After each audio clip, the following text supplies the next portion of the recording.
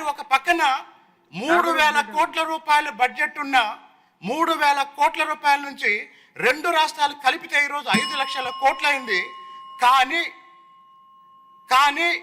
2 తెలుగు రాష్ట్రాల ఆర్థిక అభివృద్ధికి ఇంత పటిష్టమైన పునాది వేసిన ఒక నాయకుడు రాజకీయంగా 3 సార్లు ఓటమి ఎదుర్కోవటం ఈ సమాజం ఆ నాయకుడికి ఏమిచ్చిందో కూడా నేను తెలుసుకోవాలనుకుంటున్నాను అధ్యక్ష. ధన్యవాదాలు. కూర్చోండి, చెప్తారా సార్ దానికి? అలాగే అలాగే మీరు కూడా ఎలా అంటే ఎలా సార్?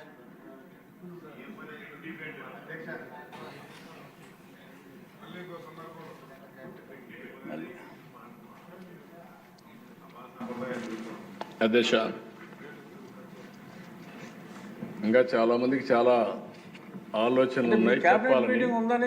కేబినెట్ మీటింగ్ కూడా ఉంది. అదే అధ్యక్ష, కేబినెట్ మీటింగ్ కూడా ఉంది. ఇప్పుడే బుచ్చయ్య చౌదరి గారు సుదీర్ఘ అనుభవం రాజకీయాల్లో ఉంది. ఆయన అబ్జర్వేషన్స్ కూడా ప్రపంచం మొత్తం స్టడీ చేసిన తర్వాత ఆయన అబ్జర్వేషన్ చెప్పారు. ఏదైనా సాధ్యం, అది సాధ్యమైంది సాధ్యమని అనుకోవడానికి ఇప్పుడే శ్రీనివాస్ గారు చెప్పారు, తిరువురు ఎమ్మెల్యే. మన దగ్గర కొన్ని ప్రూఫ్ ఆఫ్ కాన్సెప్ట్స్ ఉన్నాయి. Hyderabad is a proof of concept. ఎన్నేళ్ళు మొత్తం కలిసి 25 ఏళ్ళు కూడా కాలేదు. అంటే మనం స్టార్ట్ అయ్యింది 95లో స్టార్ట్ చేసాం. ప్రిపరేషన్ అవన్నీ అయిన తర్వాత కొద్దిగా పికప్ అయ్యింది. అక్కడి నుంచి విజన్ డాక్యుమెంట్ తయారు చేసాం. అనేక సంస్కరణలు కానీ అనేక ఇనిషియేటివ్స్ తీసుకున్నాం. మనకు వచ్చింది కూడా ఆర్థిక సంస్కరణ వచ్చింది 91.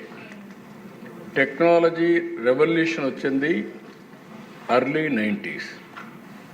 Internet revolution bill gates innovate చేసింది 91, 92 ఆ ప్రాంతంలో వచ్చాడు. మనం 95 నుంచి మనం కూడా స్టార్ట్ చేసాం.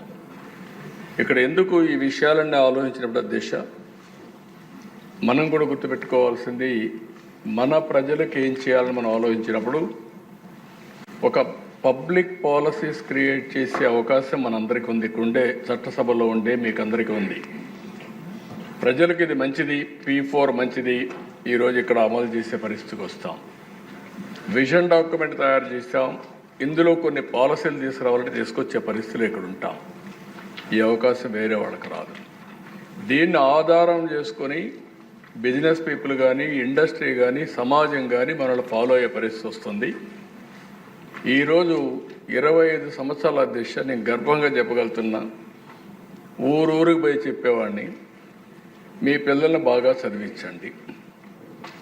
చదివిస్తే లాభం ఏంటని ఆలోచించినప్పుడు మీరు 20 ఎకరాలు, 30 ఎకరాలు, 50 ఎకరాల భూమి ఇవ్వాలనుకుంటున్నారు. ఈ భూమి వల్ల లాభం లేదు. ప్రయోజకుడైతే 100 ఎకరాలు కాదు 1000 కోట్ల రూపాయలు సంపాదిస్తారు. Sky is the limit. అప్రయోజకుడైతే మీరు ఇచ్చింది తాగేసి మొత్తం పోగొట్టుకుంటాడు మీ కళ్ళ ముందరనే. మీరు మీ పిల్లలకి ఇవ్వాల్సింది విద్య అని చెప్పేవాడిని. ఐఎమ్ ప్రౌడ్ టు సే అధ్యక్ష, ప్రజల్లో కూడా చైతన్యం ఆ రోజుల్లో. ఊర్లో ఉండేవాళ్ళు టౌన్స్కి వచ్చారు. పిల్లల చదువు కోసమే టౌన్స్కి వచ్చి చదివించారు. ఐటీ మాట్లాడితే ఐటీ చేయించారు. ఆ రోజు నేను చెప్పిన మాట నిన్న కూడా ఒక ఆయన అన్నాడు, మీరు చెప్పితే నేను విన్నాను, మీరు డబ్బులు కూడా ఇచ్చారు, పంపించాను. నా కూతురు బ్రహ్మాండంగా పనిచేస్తూ ఈరోజు నాకు డబ్బులు పంపించి కారు కొనుక్కున్నా, ఇల్లు కట్టుకున్నా, మా అమ్మాయి పంపించిన డబ్బులపైన నేను ఆధారపడ్డానని చెప్పే పరిస్థితికి వచ్చారు దిశ. ఈరోజు ప్రపంచంలో ఏ దేశానికి వెళ్ళినా మీకు ఎవ్వరికి అనుమానం అవసరంలో కావాలని టెస్ట్ చేయండి.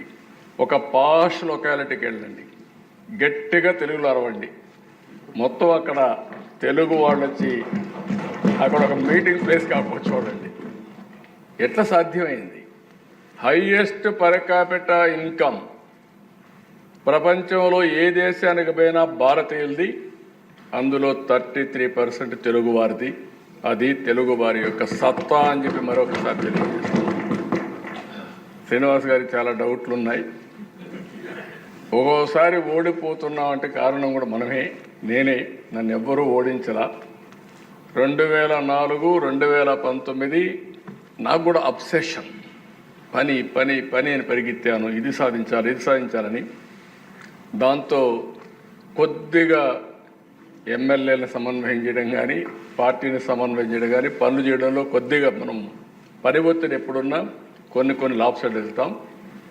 ప్రజల సమస్యలు తాత్కాలికంగా ఏమున్నాయో ఆ సమస్యలన్నీ పరిష్కారం చేస్తూనే, దీర్ఘకాలికంగా ఏం చేయబోతున్నా వాళ్ళకి చెప్పుతూనే వాళ్ళను కూడా భాగస్వాములు చేయగలిగితే ఎప్పుడూ గెలుపు ఉంటుంది. అందుకే నేను చెప్తున్నా, సూపర్ 6 చెప్పాం. మేలో తల్లికి వందనం, అందరికీ ఎంతమని చెప్పాం అంతమందికి ఇస్తాం. రైతు కోసం అన్నదాత కింద 3 ఇన్స్టాల్మెంట్లో వాళ్ళకు డబ్బులు ఇస్తాం. అదే మరి మత్స్యకారులు కూడా జీవన వృత్తి, వాళ్ళకి పాపం ఆ సమయంలో వేటకు పోవడానికి వీలు లేదు, హాలిడే ఇస్తారు. వాళ్ళకు కూడా ఇవ్వాల్సిన 20,000 రూపాయల చొప్పులు ఇస్తాం. ఒక పక్క ఇబ్బందులున్నాయి, గుక్క దిప్పుకోలేని సమస్యలున్నాయి. కానీ ఆ రోజు మనం ఏది చెప్పామో అవి చేస్తూనే, ఇవన్నీ చేయాలంటే మళ్ళా సంపద సృష్టించాలి, ఆదాయం పెంచాలి, మళ్ళీ ఆదాయాన్ని కొంత సంక్షేమానికి ఖర్చు పెట్టాలి, మళ్ళీ ఆ డబ్బులు సంపద సృష్టించడానికి పెట్టాల్సిన అవసరం ఉంది. అదే సిద్ధాంతాన్ని అమలు చేస్తున్నాం. నా ఆలోచన ఒకటే, సమాజం శాశ్వతం. ఈరోజు చేసే పని భావితరాల భవిష్యత్తుని సృష్టిస్తుందని చెప్పి కూడా నేను మీకు తెలియజేసుకుంటూ, నా కళ ఒకటే, నా ఆలోచన ఒకటే. మళ్ళీ మిమ్మల్ని అందరినీ కోరుతున్నా, సహకరించండి. 2047కి భారతదేశంలో నెంబర్ 1 రాష్ట్రం ఏదంటే దానికి చిరునామాగా ఆంధ్రప్రదేశ్ ఉండాలి. ప్రధానమంత్రి గారు వికసిత భారత్ పనిచేస్తున్నారు. మనం స్వర్ణాంధ్రప్రదేశ్ కోసం పనిచేద్దాం. మనం అవునన్నా కాదన్నా ప్రపంచం మొత్తం తెలుగు జాతి అగ్రజాతిగా తయారవుతున్న దిశ, దాని గురించి సందేహమే లేదు నాకు. నెంబర్ 1 కమ్యూనిటీ ఒకప్పుడు జూయిష్, రాబోయే 2047కి తెలుగు జాతి నెంబర్ 1 కమ్యూనిటీగా ప్రపంచంలో తయారవుతుంది. భారతీయులు ముందుంటారు. కాబట్టి మన బాధ్యత మనం చేద్దాం. మిమ్మల్ని నమ్ముకొని ఓట్లు వేసిన మీ ప్రజలకు, మీరు, నేను, పవన్ కళ్యాణ్ గారు మనందరం కలిసి సమిష్టిగా పనిచేసి అనుకున్న లక్ష్యాల్ని సాధించి ప్రజల రుణం తీర్చుకుందాం. ప్రజలు కూడా కోరుతున్నాను అధ్యక్ష, ఓసారి అన్నీ ఆలోచిస్తారు. ఏదో ఆ తాత్కాలికంగా వచ్చినటువంటి కొంతమంది చెప్పే మాటలు కూడా విని కొన్ని ఇబ్బందులు వస్తున్నాయి. ఇప్పుడు నేను రాజకీయం మాట్లాడడం లేదు, నేను ఎంచోపోయిన ఒక నిర్దిష్టమైన ఆలోచనతో ఉన్నాను. ఇప్పుడు రాజకీయం మాట్లాడితే రాజకీయం చేశారంటారు, కానీ నాకు అనవసరం కూడా. మంచి రాజకీయం, మంచి పరిపాలన, ప్రజలకు మేలు చేస్తే ఆ మేలుని మనం చెప్పగలిగితే శాశ్వతంగా ప్రజలు మనతో ఉంటారని నా విశ్వాసం. దాన్ని మీరందరూ కూడా, అంటే మన ప్రవర్తన కూడా ఇంపార్టెంట్. ఈ విషయం కూడా చెప్తున్నాం. మనం మంచి పని చేయడమే కాకుండా మంచి పని చేసే విధానం, ప్రజలతో మనం మమేకం కావడం, వాళ్ళను కూడా మనం చేసే పని వారి కోసం చేసామని నమ్మే విధంగా మనం ప్రవర్తించాల్సిన అవసరం ఉంది. అది కూడా చేయాలి. ఎప్పటికి కూడా మనం మాట్లాడుకుందాం. ఇది కాదు, ఇంకా చాలా మీటింగ్లు పెట్టుకొని మాట్లాడుకుందాం. ఫైనల్గా నేను మిమ్మల్ని అందరినీ ఒకటే కోరుతున్నా, 30వ తారీఖున తెలుగువారి ఉగాది పండుగ రోజున నూతన సంవత్సరాన్ని ఈ కార్యక్రమాన్ని ప్రారంభిస్తున్నాం.